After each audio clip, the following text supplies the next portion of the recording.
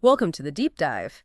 Today, we're jumping into a really specific and frankly powerful piece of ancient writing, Ezekiel chapter 38. Exactly. It's a chapter that describes this incredibly dramatic future event. Right.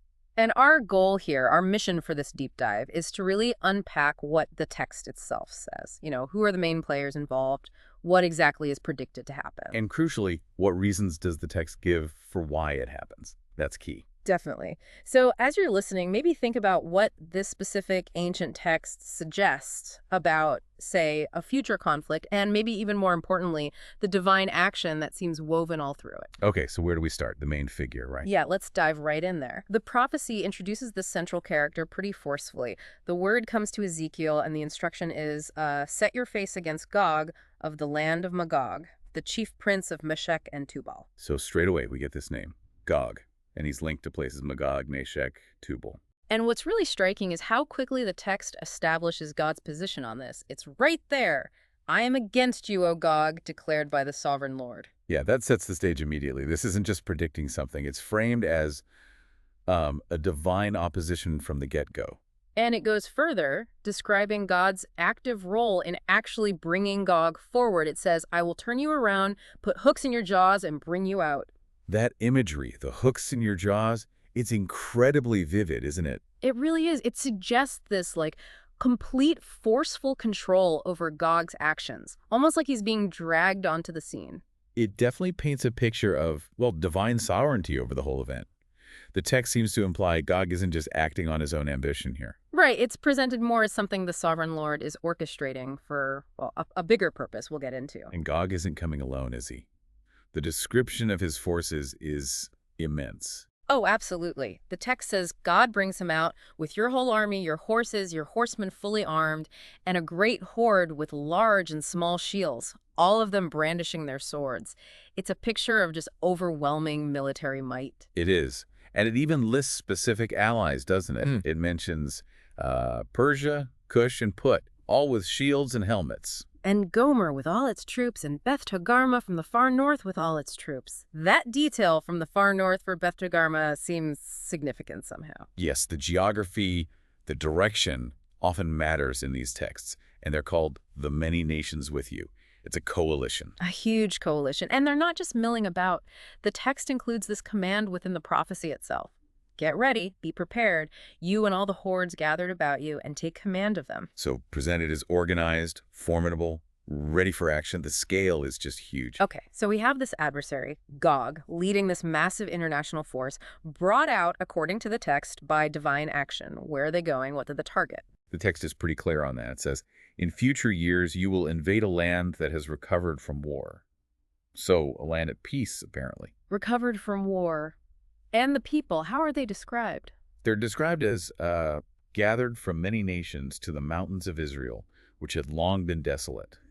Focus on return, resettlement. Right, brought out from the nations, and it specifically says, now all of them live in safety. Which is a really interesting phrase, live in safety, because it's immediately contrasted with Gog's perspective. Exactly. Gog sees them as, well, vulnerable.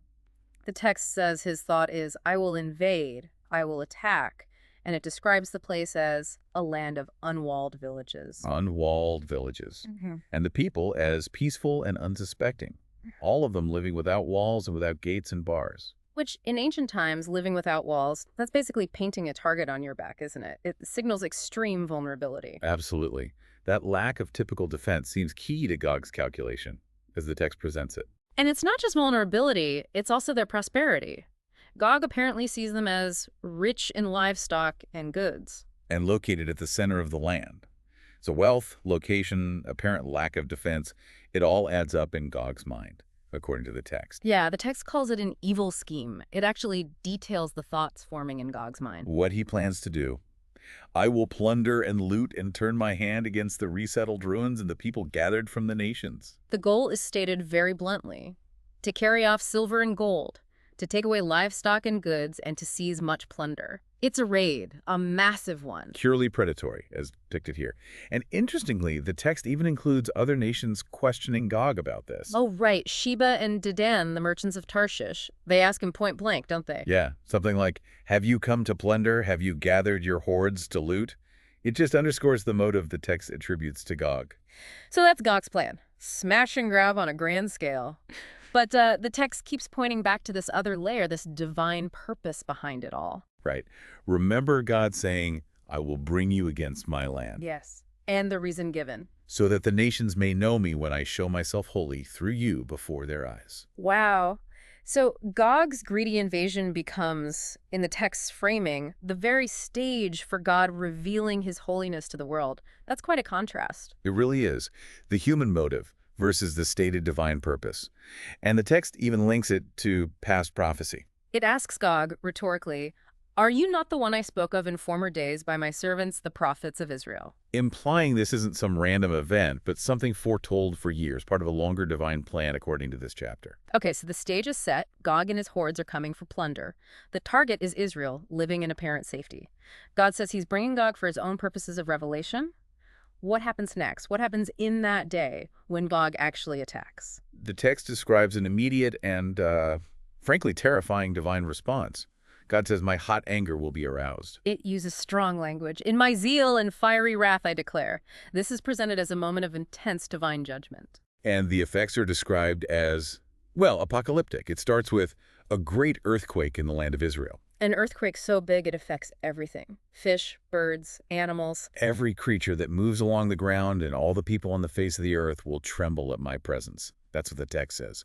Global impact. And the landscape itself. Total devastation described. The mountains will be overturned, the cliffs will crumble, and every wall will fall to the ground. Nature itself is depicted as convulsing. And this chaos turns directly onto Gog's forces. Yes, God declares, I will summon a sword against Gog on all my mountains. And then that really strange specific detail. Every man's sword will be against his brother, like mass confusion and infighting. Exactly. Utter collapse from within the invading army itself. That's how it's portrayed. And besides the infighting, there are other judgments mentioned. Oh yes. Plague, bloodshed, torrents of rain, hailstones, and burning sulfur poured down on Gog, his troops, and all his allies. So it's not a conventional battle defeat. It's annihilation through internal chaos and overwhelming supernatural or natural disasters orchestrated by God. Precisely. The text emphasizes divine action as the cause of the defeat, not human resistance. Which brings us back to the stated purpose, doesn't it? It absolutely circles back. After describing this total judgment, God says, and so I will show my greatness and my holiness, and I will make myself known in the sight of many nations. It's the culmination. The destruction of this huge invading force is presented as the very means by which God is revealed globally. And the final line of that thought is, then they will know that I am the Lord. That's the concluding statement in this section. The ultimate outcome is divine self-revelation. so the whole narrative arc in Ezekiel 38, raising up Gog, the invasion plan, the targeting of Israel, the cataclysmic judgment, it's all framed within this text as leading to that one endpoint, God making himself known. That's certainly how this chapter presents it, a dramatic, divinely orchestrated sequence for global revelation. So, for you listening, grappling with a text like this, what does it make you think about? Maybe themes of, I don't know, global power dynamics, vulnerability, divine intervention. Or just the nature of prophecy itself, how it describes future events and divine intentions. There's a lot there. And maybe a final thought to ponder, just based on the imagery in the text itself. Consider that stark contrast.